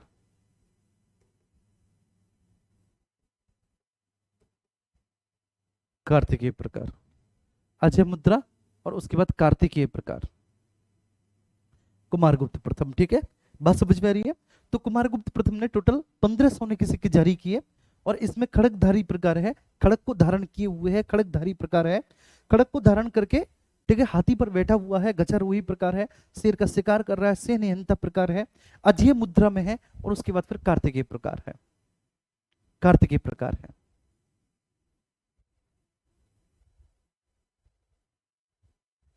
ये क्लियर है? अब इस वंश की आप वंशावली देख लो। अब यहां से हम स्टार्ट करेंगे वंशावली और यहां से आपका इसका इतिहास स्टार्ट हुआ। देखो कहा जाता है कि इस वंश के जो आदि पुरुष हैं, आदि पुरुष का मतलब है कि इस वंश के जो संस्थापक है वो श्रीगुप्त है। श्रीगुप्त, श्रीगुप्त एक सामान्य सी स्थिति के सामंत थे, श्रीगुप्त एक सामान्य सी स्थिति के सामंत थे। श्रीगुप्त के संदर्भ में हमें दो मोहरें मिलती हैं, ठीक है, जिस पर एक श्रीरागुप्त और दूसरे पे श्रीगुप्त अंकित है। ठीक है। तो इससे पता चलता है कि सामान्य स्थिति के सामंत ही रहे होंगे, और ये बेसिकली उत्तर भारत में कुषाणों के अधीन एक सामंत थे। कुषाणों की सत्ता का जब अवसान हुआ तो इन्होंने अपने राजवंश को स्थापित किया और एक बड़े स्तर पर उसका प्रचार प्रसार किया। कुषाणों के अवसान के बाद, ठीक है, इन्होंने अपने राजवंश का, ठीक है, प्रचार प्रसार किया, ऑब्वियस सी बात है, उसको बड़े स्तर पर स्थापित किया। श्रीगुप्त के बाद फिर अगले शासक हुए घटोत्कच। घटोत्कच, ठीक है। अब कई गुप्त शासकों की जो वंशावली है वो घटोत्कच से स्टार्ट होती है, श्रीगुप्त से नहीं। कई गुप्त शासकों की वंशावली घटोत्कच से स्टार्ट होती है, ठीक है। जैसे कि हम बात करें अगर, ठीक है, छोटा सा एग्जांपल, जैसे चंद्रगुप्त द्वितीय की बेटी है, ठीक है, चंद्रगुप्त द्वितीय की बेटी वाकाटक नरेश के साथ ब्याही है, ठीक है। तो उसकी वंशावली है उस, ठीक है, उसकी, तो उसकी वंशावली भी घटोत्कच से ही स्टार्ट हो रही है। तो इसका मतलब ये है कि हम पता चलता है कि श्रीगुप्त के बाद अगला शासक घटोत्कच हुआ, और कुछ लोगों ने घटोत्कच को वास्तविक संस्थापक माना है, लेकिन सच बात तो ये है कि घटोत्कच भी, ठीक है, एक छोटी सी स्थिति का ही सामंत था, कोई ज्यादा बड़ा नहीं था। घटोत्कच के बाद फिर अगला व्यक्ति जो शासक बनता है वह चंद्रगुप्त प्रथम बनता है। चंद्रगुप्त प्रथम के बारे में यही है कि बेटा ये 319 ईस्वी में गद्दी पर बैठा चंद्रगुप्त प्रथम, और 319 ईस्वी में गद्दी पर बैठने के बाद इसने गुप्त संवत प्रवर्तित कराया, गुप्त संवत प्रवर्तित कराया, और अनडाउटेडली यही इस राजवंश का वास्तविक संस्थापक है। अनडाउटेडली बेटा यही इस राजवंश का क्या है, वास्तविक संस्थापक है, ठीक है, चंद्रगुप्त प्रथम। चंद्रगुप्त प्रथम के बाद फिर जो अगला शासक हुआ वह समुद्रगुप्त हुआ, समुद्रगुप्त। और आप कह सकते हैं कि इस राजवंश का सबसे वीर, ठीक है, सबसे योग्य और सबसे ताकतवर शासक चंद्रगुप्त समुद्रगुप्त है। समुद्रगुप्त के बाद उसका अगला बेटा रामगुप्त शासक बना। रामगुप्त, रामगुप्त एक कमजोर शासक था, समुद्रगुप्त का बड़ा बेटा था, कमजोर शासक था, ठीक है। शक शासक रुद्र सिंह तृतीय ने आक्रमण किया, ठीक है, गुप्तों पर, पाटलिपुत्र पर, और ये इतना भयभीत हो गया, रामगुप्त इतना भयभीत हो गया कि इसने सरेंडर कर दिया, शक शासक के अगेंस्ट सरेंडर कर दिया। और तब शक शासक ने शर्त रखी कि वे इसकी रानी को, ठीक है, मतलब रामगुप्त की, ठीक है, जो पत्नी होगी, ठीक है, उसको लेकर जाएगा, रामगुप्त की पत्नी को लेकर जाएगा। और इसके लिए इसने रामगुप्त से कहा कि लेकर किस तरह से जाएगा, कि तू खुद आएगा मेरे दरबार में अपनी पत्नी को लेकर, नहीं तो फिर से तुझे रे लूंगा, फिर से तुझको फिर से तेरे अगेंस्ट में आक्रमण करूंगा। तो ये रामगुप्त की स्थिति थी, इसलिए रामगुप्त बड़ा कमजोर स्थिति का, ठीक है, व्यक्ति था। आप ये कह सकते हैं कि इतिहासकारों ने तो इसको एक, ठीक, नपुंसक शासक का दर्जा दे दिया है, कि एक ऐसा शासक के, ठीक है, जो अपनी पत्नी की बेइज्जती, उसके अपमान पर भी नहीं क्रुद्ध हुआ, ठीक है। और उसके बाद फिर जो है ना बड़ा, ठीक है, एक कह सकते हैं कि एक शोक की लहर छा गई कि यार क्या हो, ठीक है, वो अल्टीमेटम दे के गया है।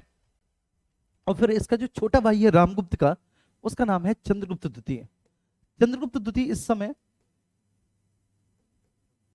ठीक है ना बच्चे, इस समय सैन्य अभियान पर गया हुआ है। वह वापस आता है कि राजधानी में ऐसे ऐसे बड़ी दुखद घटना घटी है, शक शासक रुद्र सिंह तृतीय आया था रामगुप्त को पराजित करके, और कह गया है कि ऐसे ऐसे, ठीक है ना, ले आना, ठीक है, हमारे दरबार में अपनी पत्नी को। और सबसे बड़ी बात तो यह है कि चंद्रगुप्त द्वितीय को इतना गुस्सा आता है रामगुप्त के ऊपर कि तू कैसा है यार, ठीक है ना, एक महिला का अपमान तेरे सामने होता रहा और तू उसको सहन भी कर भी गया, और ऊपर से तू तैयार भी है, इससे अच्छा तो मर जाना ही बेहतर है। देखिए ऐसे राजा को कोई जीने का अधिकार नहीं है, इससे अच्छा तो मर जाना ही बेहतर है, लिटरली। और उसके बाद फिर देखो खुद जाता है चंद्रगुप्त द्वितीय, मेरे प्यारे बच्चे, और ठीक है, वो जो शक शासक है रुद्र सिंह तृतीय, ठीक है, बहुत बेरहमी से उसको पराजित करता है, और फिर सकारी की उपाधि धारण करता है। शकों का अंतिम रूप से उन्मूलन चंद्रगुप्त द्वितीय ने किया, मैंने लिखवाया है शकों में कि अंतिम शासक रुद्र सिंह तृतीय की हत्या करके और शकों का अंतिम रूप से उन्मूलन करने के बाद चंद्रगुप्त द्वितीय ने सकारी की उपाधि धारण की। तो ये उसके पीछे की कहानी है, सकारी की उपाधि धारण की। अगला जो शासक है वह कुमारगुप्त है, कुमारगुप्त, जिसको महेंद्रादित्य के नाम से भी भैया जी हम लोग जानते हैं, जिसको महेंद्रादित्य के नाम से भी जानते हैं, कुमारगुप्त अगला शासक है, कुमारगुप्त, ठीक है। और जाना जाता है भैया कुमारगुप्त को किस नाम से, कुमारगुप्त को जाना जाता है महेंद्रादित्य के नाम से। कुमारगुप्त के बाद फिर स्कंदगुप्त, फिर पुरुगुप्त, फिर बुद्धगुप्त, ये छोटी छोटी। स्कंदगुप्त, ठीक है ना, शक्तिशाली शासक है, पूर्ण आक्रमण को इसने विफल किया स्कंदगुप्त। स्कंदगुप्त के बाद अब एक छोटी सी स्थिति के शासक होंगे, चाहे वो पुरुगुप्त होगा, चाहे वो बुद्धगुप्त होगा, ठीक है, चाहे वह भानुगुप्त होगा, भानुगुप्त होगा, तो ये छोटी स्थिति के ही शासक होंगे। तो इनके बारे में कोई हमें ज्यादा बातचीत तो भैया करनी है नहीं, ठीक है, ज्यादा बातचीत तो करनी है नहीं। तो बस यही है वंशावली, यहाँ तक। ओहो, थोड़ा सा छोटा करना है वंशावली को।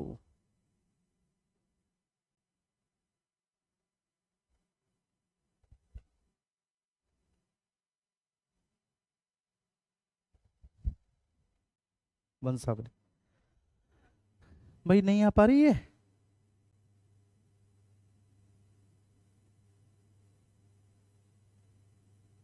ऐसे तो ज्यादा छोटी हो जाएगी, है ना भैया, ऐसे तो ज्यादा छोटी हो जाएगी। तो इनको ऐसे करो, इनको यहाँ से उखाड़ो, इतने को, और इनको यहाँ पे लगाओ, इनको यहाँ पे यूं लगाओ, ठीक है, इनको नीचे करो, अब बड़ा कर दो, ठीक है ना भाई, अब तो सही है ना। और इनको भी यहाँ से उखाड़ो, यहाँ से इनको इधर कर दो,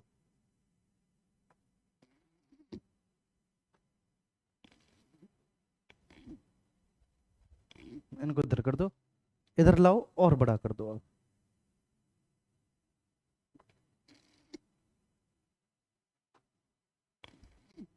और बड़ा कर दो, ठीक है भाई।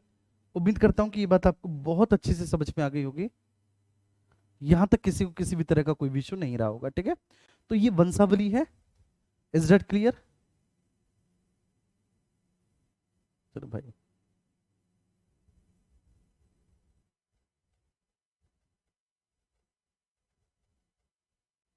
ये वंशावली है, आराम से आप देख लो इस पूरी वंशावली को, ठीक है बच्चे।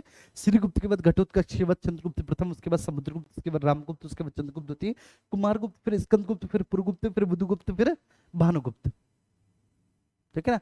और भी छोटी छोटी स्थिति के शासक रहे होंगे, ठीक है, उनके बारे में हमें ज्यादा बात नहीं करनी। लेकिन सबसे पहले हम श्रीगुप्त के बारे में बात करेंगे, ठीक है। गुप्त वंश की स्थापना एक्चुअली माना जाता है कि श्रीगुप्त ने ही की 275 ईस्वी में, ठीक है। श्रीगुप्त गुप्तों के आदि पुरुष हैं, ठीक है, इसलिए छोटी स्थिति के सामंत हैं, महाराज की उपाधि धारण करते हैं। और इनकी बच्चे दो मोहरे मिलती हैं हमें, ठीक है। और एक मोहर पर लिखा हुआ है श्री गुप्त से, और एक पर श्रीरा गुप्त से, एक श्री गुप्त से और एक श्रीरा गुप्त से, ठीक है। बस श्रीगुप्त के बारे में इतना है, ठीक है। इत सिंह, ठीक, मैंने बताया था जिसने भारत तथा मलयद्वीप पुंज नाम की एक पुस्तक लिखी है, ठीक है। इत सिंह कहता है कि इन्होंने, ठीक है, बौद्ध भिक्षुओं को मृग शिखावन के समीप एक विहार जो है, ठीक है ना, वो उसका निर्माण करवाया था। और उस विहार का खर्चा चलाने के लिए इन्होंने 24 गांव की आमंदनी दान में दी थी। ये श्रीगुप्त के बारे में हमें जानकारी मिलती है कि मृग शिखावन, ठीक है, एक स्थान है मृग शिखावन, ठीक है, मृग शिखावन, ठीक है ना, और उसके समीप एक इन्होंने, ठीक है, बिहार का निर्माण करवाया। और उस बिहार का खर्चा चलाने के लिए इन्होंने 24 गांव की आमंत्रित दान में दी।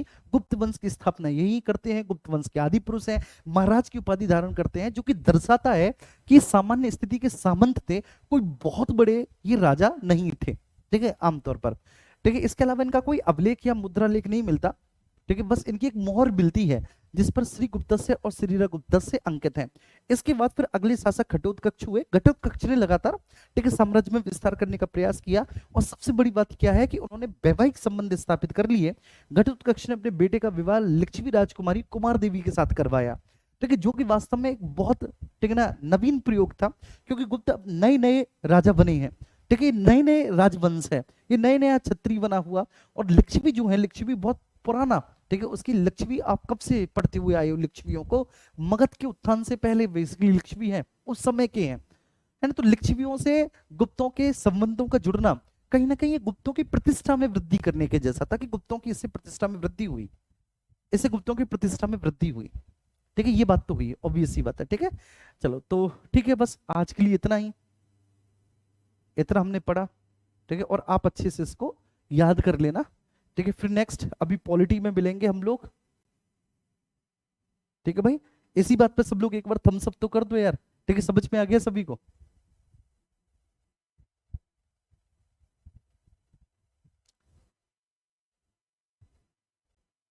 नहीं, ये घटोत्कच महाभारत वाले नहीं है। हाँ, गुप्त काल को इतिहास का स्वर्ण काल क्यों कहा जाता है सब बताएंगे अमरदीप जी, सारी चीजें बताएंगे।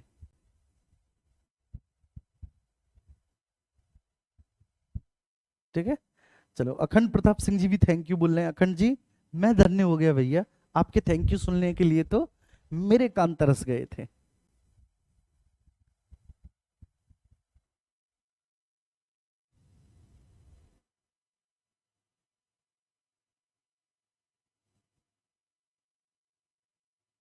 ओके, ठीक है, चलो तो थोड़ी देर बाद फिर हम मिलते हैं ना। थोड़ी देर बाद क्या, 4-5 मिनट बाद ही मिलते हैं ना, 4-5 minute. Okay, thank you so much.